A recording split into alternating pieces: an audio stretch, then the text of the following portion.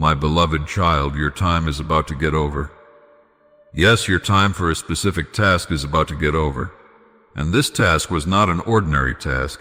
It was a task that I assigned upon your life. Before you were formed in your mother's womb, I knew you. I set you apart. I ordained you for this mission. Every breath you've taken, every step you've walked, I have watched closely. You were not alone. You have never been alone. The moments you felt abandoned, those were the moments I carried you. I have never left your side, even when your eyes failed to see me. The heaviness you carried was not without reason. The tears that stained your pillow were not unnoticed. You wept in secret, and I heard you in the silence. I recorded every tear. Nothing escapes me. This task, this assignment was laced with divine purpose. It was not meant to make you famous among men, but to make you known in the courts of heaven. It was not about applause, but obedience. It was not about public victory, but private surrender. You did not always understand why I placed certain burdens on your heart. You wrestled with your calling, questioned your path, doubted your strength. But I say to you now, I never asked for your strength, only your surrender. I never demanded perfection, only your willingness. And you, my child, you chose to walk the narrow path. You chose me when it would have been easier to choose the world. I saw you when you pressed forward despite the storms. I saw your faith when the winds howled and the waves threatened to drown you. I watched you lay down your desires again and again. I heard your prayers in the night seasons, prayers birthed from pain and longing, prayers that rose like incense before me. I took those prayers and wove them into the fabric of your purpose. Not a single one was in vain. And now I speak to you with the tenderness of a father and the authority of the Almighty. The time for this specific mission is drawing to a close. This is not a death, but a transition. It is not a loss, but a passing of the torch. The seeds you planted, I will cause to grow. The prayers you prayed, I will cause to echo. The words you spoke in my name, I will not allow to fall to the ground. I will water them with my spirit. Others will pick up what you have begun, for my work is generational. You were never called to finish it all, only to obey me in your time. There were moments you thought you failed, times when the weight of your humanity clouded your vision. You looked at others and thought you had fallen short. But I do not measure as man measures. I do not weigh the outward, I search the heart, and your heart, though wounded and weary, remained tethered to me. You loved me even when you didn't understand me. You followed me even when it cost you everything. This, my child, is worship. There were days I asked you to walk in darkness, trusting only my voice. You wanted clarity, I gave you closeness. You desired answers, I gave you myself. You asked for signs, I gave you my spirit. And though you didn't always recognize it, you were never walking blindly. You were walking by faith. And faith, my beloved, pleases me more than sight. I have watched over you like a gardener watches over a fragile seedling. I protected you from things you never saw. I rerouted your steps when danger lay ahead. I allowed certain storms, not to harm you, but to root you deeper. Your roots have grown strong, not in shallow soil, but in the secret place. I have been your soil, your water, your sun. Everything you needed I provided, even when it seemed otherwise. And now I call you to rest in my timing. Trust that what I began I will finish. The assignment I placed on your life has been fulfilled in the way I desired. Even the places where you think you fell short, know this, I have already covered them. I am the God who makes up the difference. I am the Redeemer of time. I waste nothing. Not your pain, not your process, not your tears. Do not mourn what is ending. Do not hold tightly to what I am gently removing from your hands. Release it. Let go, not in despair, but in confidence. I am the Alpha and the Omega. I do not close one chapter without writing the next. What comes after this is not a void, but a new fullness. This season may be ending, but I remain. My presence will go with you. My voice will still whisper. My hand will still guide. You may not fully see the impact of your obedience, but I do. Heaven has recorded it. Angels have witnessed it. Your quiet yes has shaken realms you cannot perceive. Your persistence in prayer has thwarted plans of darkness. Your faith has served as a lighthouse for many. You think your role was small, but in my kingdom there is no small obedience. Everything matters. Every act of love, every word of truth, every moment of integrity. It is all sacred to me. Now, lift your head. Do not grieve as those without hope. I am not taking something from you. I am moving you forward. I am shifting your perspective. I am expanding your heart. This next chapter may look different, but it will be drenched in my glory. I am bringing you into a new season, one not defined by striving, but by stillness. Not marked by labor, but by intimacy. You have served well. You have endured much. You have loved deeply. You have given more than you thought you had. And I have seen it all. You were faithful in the little, and now I will entrust you with more. Not more responsibility, but more of me. This is your reward, not riches, not titles, not recognition. Your reward is me, and I am enough. I have always been enough. You feared being forgotten. You feared that your efforts would vanish like vapor. But I assure you, my beloved, nothing done in love is ever lost. I remember.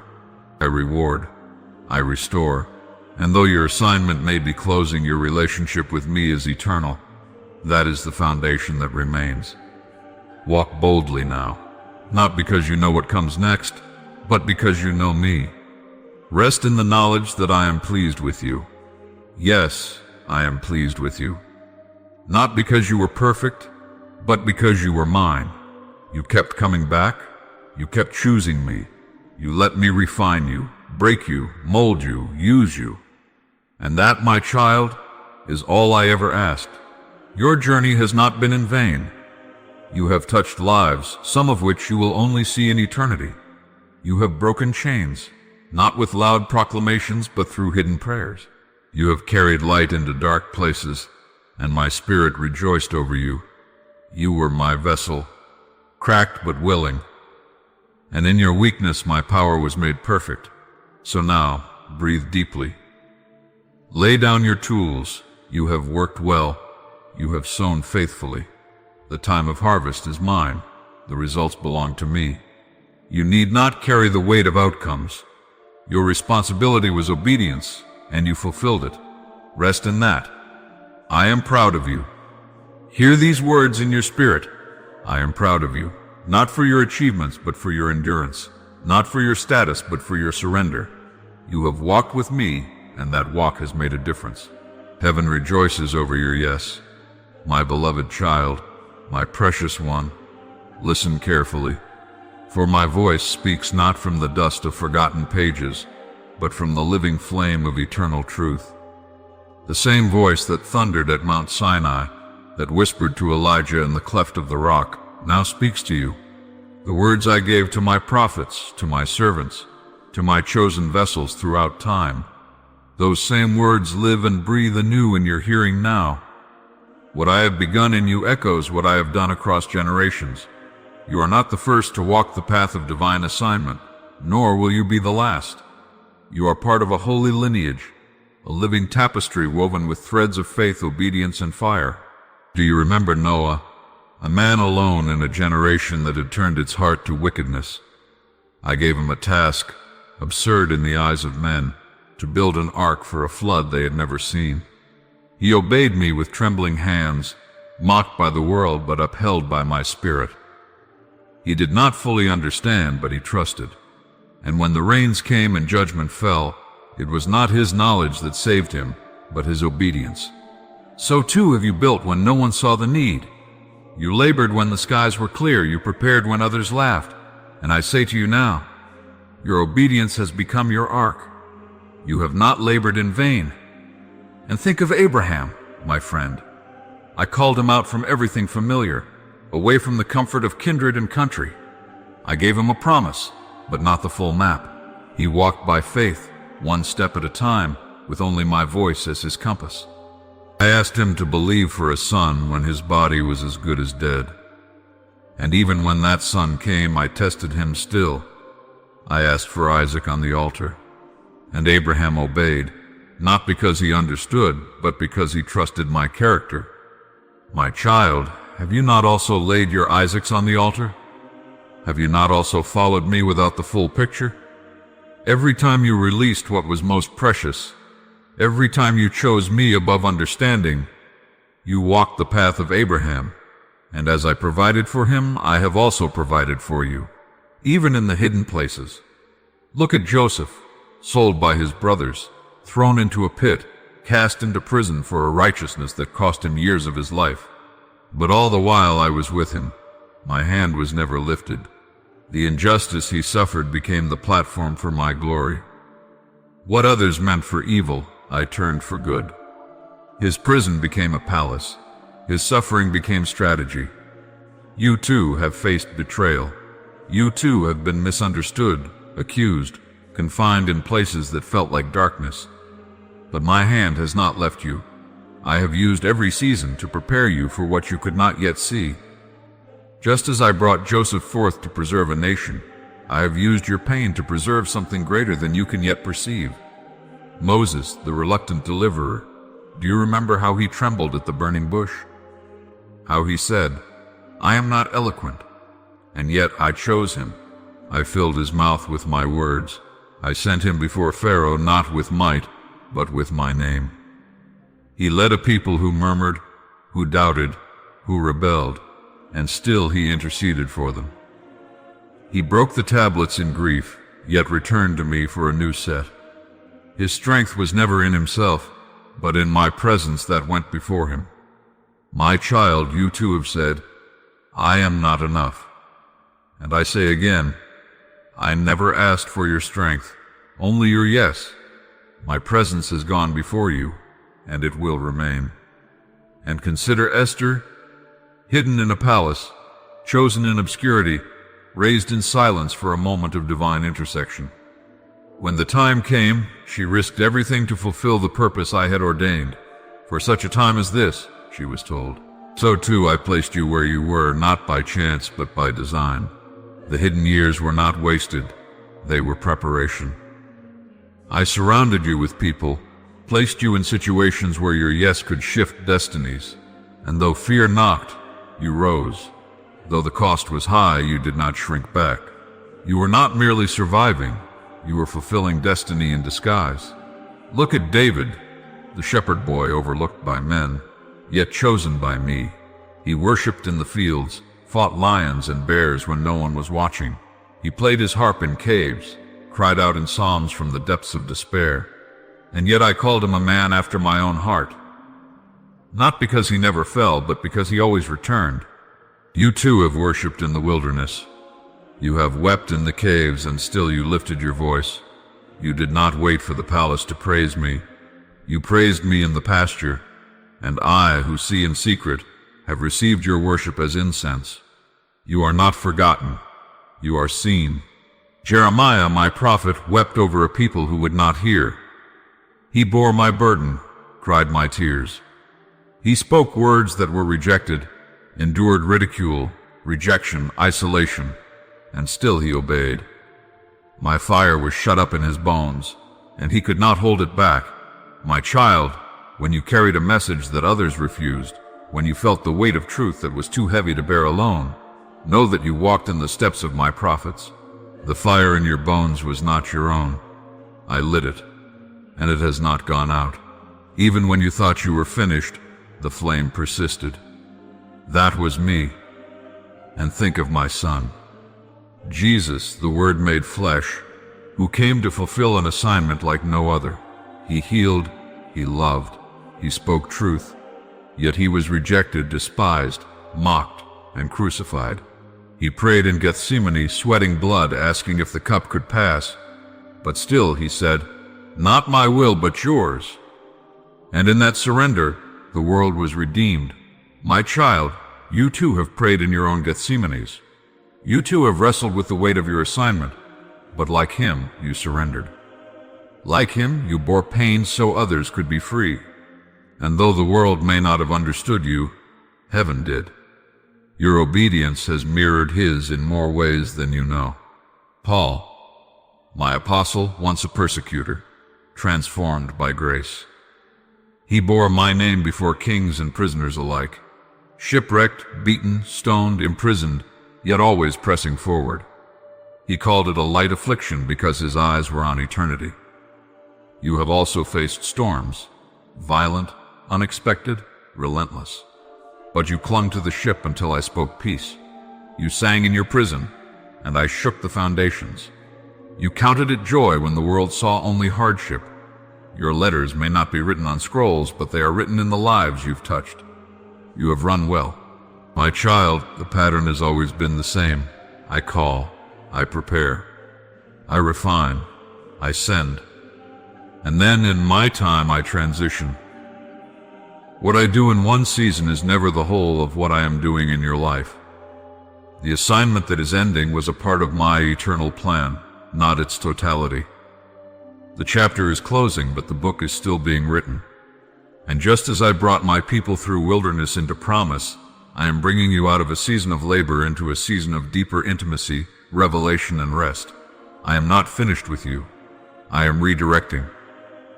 What feels like loss is actually multiplication. What feels like silence is me inviting you to listen in a new way. The fire that once led you will now dwell within you more profoundly. You will not chase impact, but abide in me, and impact will follow. Just as I led Israel by cloud and fire, so I now lead you by my Spirit. Your job is not to recreate the past, but to remain present with me. I ask you to remember, not as nostalgia, but as stones of remembrance. Like the 12 stones Israel took from the Jordan, each moment of your obedience marks a crossing. You have crossed rivers you thought would drown you. You have walked on waters that defied logic. You have believed in promises you have yet to see. And I, the Lord your God, am faithful. I do not change. My covenant stands. You have not been perfect, but I never required perfection, only humility. And when you stumbled, you reached for me. That reaching mattered. Every return to me, every cry of Abba, moved my heart. I never counted your falls, only your returns. Grace has carried you further than you thought possible. Mercy has kissed every failure. My Spirit has been your constant companion. So now, as I draw this season to a close, I am not withdrawing from you. I am drawing you closer. I am not silencing you. I am tuning your ear. I am not diminishing your influence. I am refining its purity. What once was public may now become private, but no less powerful. The world sees transitions as ends. I see them as transformations. You are not stepping down, you are stepping in. Let go of the timeline. Let go of comparison. Let go of the fear that your best days are behind you. I am the author, and I write with eternal ink. My hand is steady. My thoughts toward you are good. My plans are to give you a future and a hope, not a vague idea, but a divinely orchestrated reality. Do not be afraid when others do not understand your shift. They are not your shepherd. I am, and my sheep know my voice. I will confirm what I speak, not with signs alone, but with peace. Let peace be your umpire. Let my word be your foundation. And let your heart remain soft in my hands. The pruning you have felt was not rejection. It was preparation. I prune only what I intend to make fruitful. And you, my child, are fruitful. Not always in ways that man can measure, but in the currency of heaven, faithfulness, obedience, love. These are the things that endure. You may ask, what now? I say, be still. Listen, rest, and when I speak again you will know. I will not leave you without instruction. I am not a God of confusion, but of clarity. The lamp to your feet still burns. One step at a time is all I require. The next task may look different, feel different, but it will be mine, and that is enough. Do not mourn the passing of this assignment as though it was your identity. Your identity is not in what you did, but in who you are, my child, my chosen, my beloved. Before you ever served, you were loved, and after the service ends, the love remains. I see you. I know you.